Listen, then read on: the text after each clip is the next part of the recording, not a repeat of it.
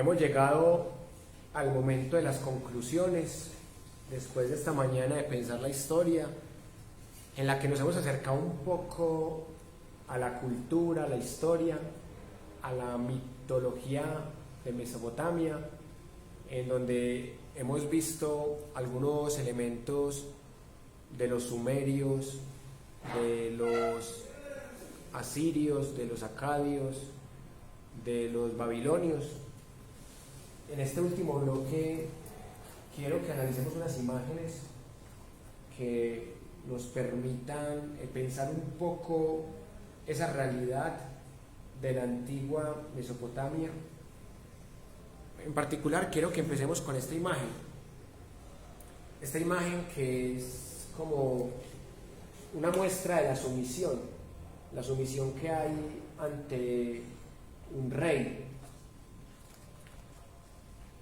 la posición que tienen ahí los dos, pues se nota de una cuál es el rey, cuál es el esclavo, y también es una forma de ver cómo se crean los diferentes arquetipos. Bueno, y esta figura es de Gilgamesh. Aquí lo pueden ver más o menos.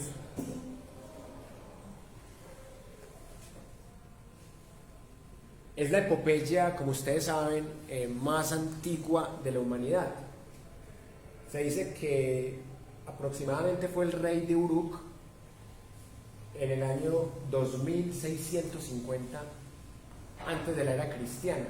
Estamos hablando del siglo XXVII, antes de la era cristiana. Mucho más antiguo que Moisés, casi 500 años más antiguo que Moisés. Ahí pueden ver ustedes lo viejo que es este señor. Y esto que lo encontraron en 1929, que es el arpa de la reina, que es como una especie de vaca reina, algo bastante interesante. Y acá están las tumbas reales, donde están los soldados, los prisioneros, los carros de guerra. Otra imagen bastante interesante de la antigua Mesopotamia. Y acá, esto se llama la estela de los buitres de Enatun de Lagash. Acá, por ejemplo, en esta parte superior podemos ver que las escenas están divididas por bandas, y acá se narra una secuencia de hechos y de personajes. Por ejemplo, este que tiene el número 1 es el rey. Esto que tiene aquí el número 2, estos son las armas. El número 3 son los enemigos. Y el número 4 es el carro.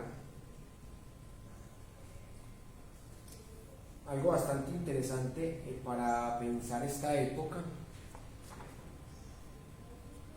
Y también quería mostrarles la estela de la victoria de Naram Sin, en donde, por ejemplo, acá el ejército aparece en la parte superior izquierda. Está también la montaña, que tiene esta forma, que es el símbolo de comunión entre humanos y dioses. El ejército, que son soldados acadios, que están aquí los podemos ver en esta zona donde tengo el dedo. Y finalmente los enemigos, que son los Lulumi. Son los enemigos suplicando que no les hagan daño, y se notan claramente derrotados. Pero yo tengo dos preguntas desde aquí. Sí. En un momento nos explicó pues lo de los dos métodos, pues como de enseñanza, ¿cierto? Como Sí. De darle información acerca de un evento. Sí. ¿Eso tenía algún propósito específico? Y la otra pregunta es que, pues, ¿por qué nos estamos especializando como en las antiguas civilizaciones? Empezamos por la egipcia y la mitología de la egipcia, ya estamos con la mesopotámica, los sirios y ciertas civilizaciones. ¿Tiene algún pues, propósito como específico que estuvimos en la parte de la historia o ¿cierto? No sé, las respuestas. Listo.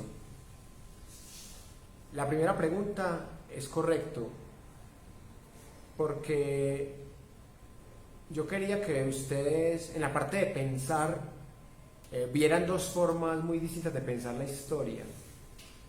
Una forma desde la síntesis, porque esos videos de 9 minutos, en donde se habla muy rápido, son didácticos por las imágenes más que todo y por la velocidad,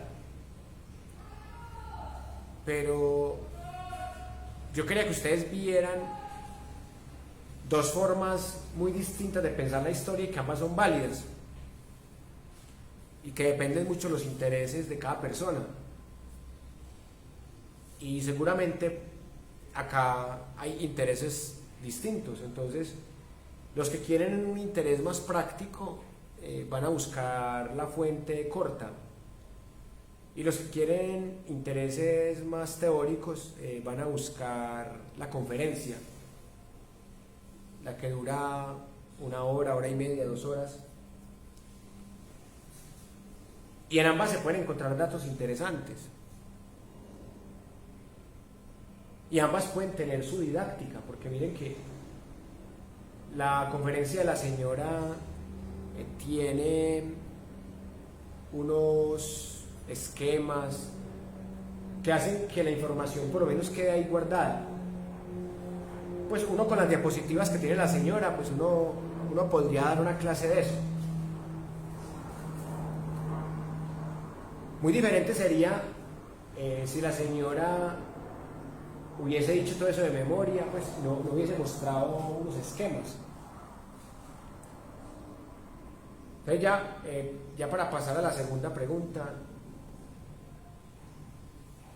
la idea es hacer un repaso por diferentes momentos de la historia, pero siempre aplicando unas metodologías que permitan comprender cómo los problemas son casi los mismos.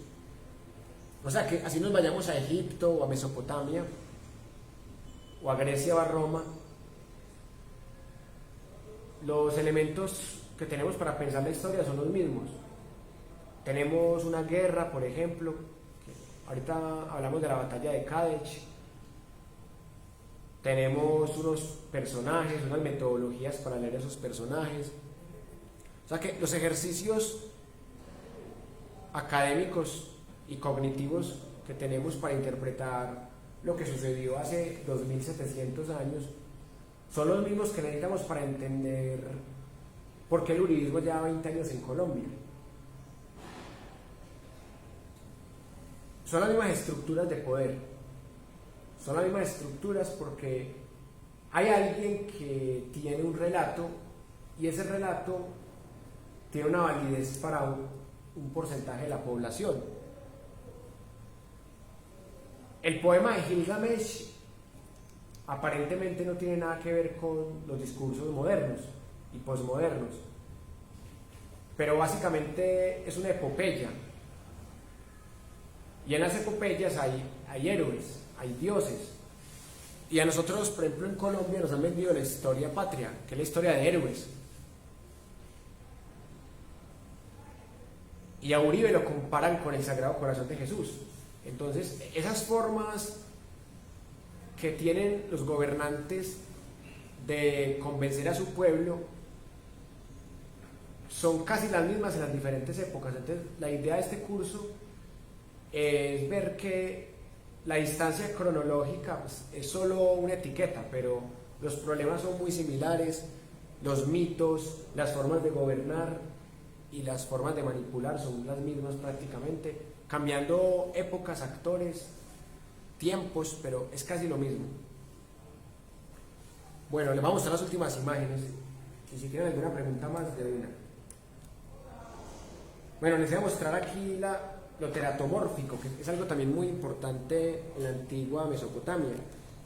Figuras de animales que parecen leones, que terminan siendo animales que también representan a deidades muchas veces. Y acá también les voy a mostrar de nuevo la compañía que tiene el animal para los gobernantes. Estos relieves demuestran cómo se construye la capital de Persépolis. Y esto ya es de la época de Nabucodonosor II. Ya se ven algunos avances en arquitectura. Los toros, los leones y los dragones siguen siendo los elementos teratomórficos más importantes para construir una cultura, como en este caso la cultura babilonia. Algo que también lo podemos ver en culturas como la egipcia, la importancia que tienen estos dioses animales. Los dragones y los toros son híbridos también con otros animales, como con una serpiente. Por ejemplo, que tiene el cuellito como una serpiente acá. Al fin y al cabo, pues el dragón es una figura bastante mitológica, y en el fondo el dragón también es muy parecido a los unicornios, otra figura mitológica, y a los caballos, un animal muy importante para los gobernantes. Entonces, en conclusión, pensar la historia implica comparar diferentes épocas, diferentes culturas y sus diferentes formas de gobernar.